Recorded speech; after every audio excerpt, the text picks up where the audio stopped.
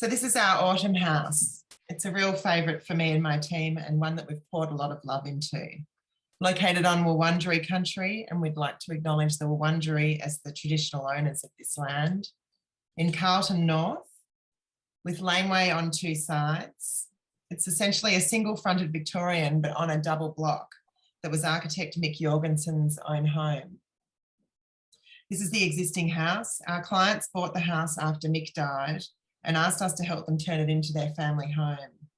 Mick had extensively renovated the Victorian in the 80s. He closed off the front and added a new entry to the side of the house through here.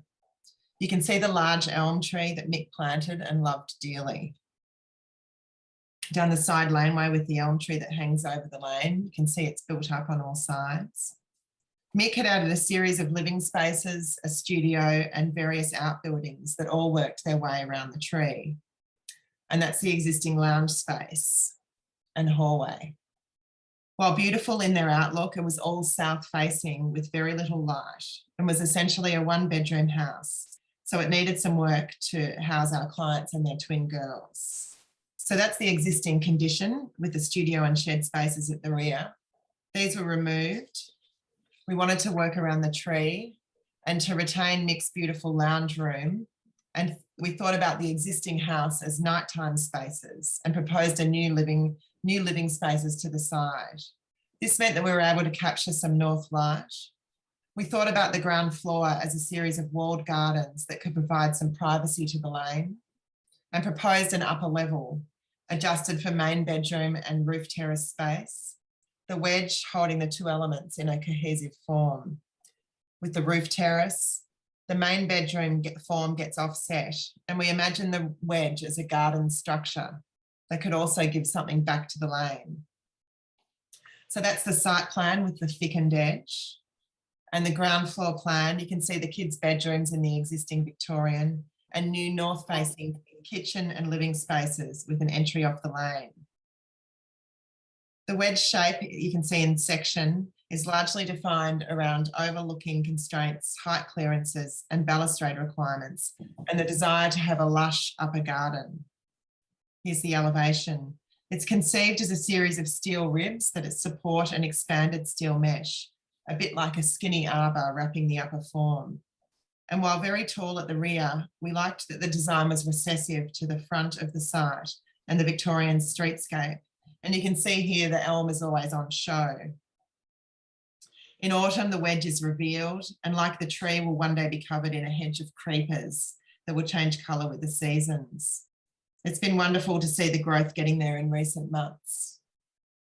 The autumn tones of the mesh also picking up on the red brick of the rear lane, but instead of heavy masonry, it reads like a delicate veil, with jasmine and rosemary giving their scent to the lane. And you can see the transparency of the mesh from this angle.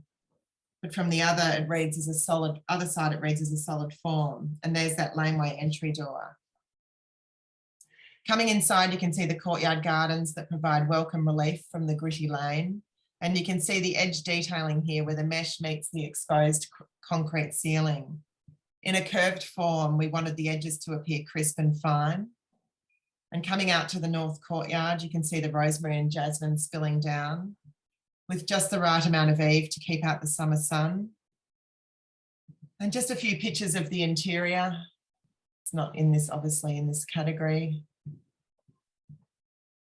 And jumping up this bathroom and up the stairs. Now you can see here the roof terrace on the side, and that's the upper level floor plan with the main bed and ensuite all sitting within the garden wedge. The upper bedroom with greenery and mesh all around, and the rooftop up in the elm tree with the birds. And out to the front again. Maya, the project architect for this house, has cared for every bit of this project, and she's joining me today. She looked at house numbers, meter boxes, window screens, all custom designed. And she's going to talk you through some of the detailing. Thanks, Maya. All phases of the project were negotiating the tree, from design and through construction. The result is a collection of all geometries, curves, angles, and pointy ends.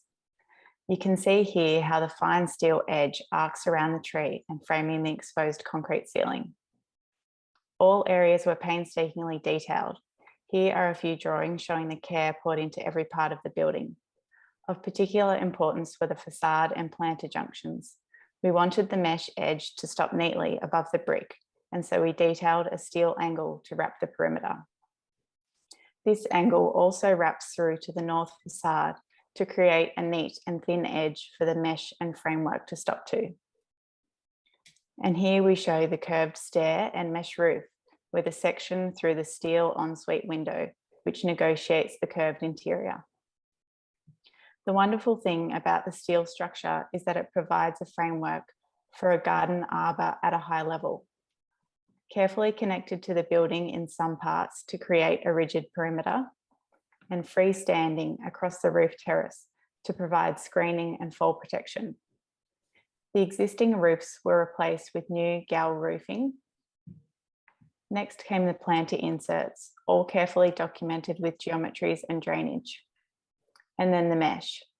Much discussion and deliberation was given to the mesh, the material, the orientation, and the connection details. We considered both aluminium and steel, but we went with steel in the end due to the durability and strength that it provides as a material. It was important to orient the mesh in the right direction to be able to achieve a smooth curve. We also considered the opportunity for views and potential overlooking, as the mesh can appear both solid and transparent, depending on the orientation of the pattern. The sheet joins and fixing details were crucial to achieve the cohesive form. We overlapped the sheets and screw fixed through the mesh openings into the steel frame. The builder painted each screw to ensure that they would disappear. And the colour. We needed to select just the right hue to fit with the red brick of the lane, but also the autumnal tones of the tree. We loved watching the mesh go up and experiencing the shadow play on the building. Discussions about the mesh continued right through construction, looking at accessibility, edge details, and the front pop-up. 1 minute. And the pointy end.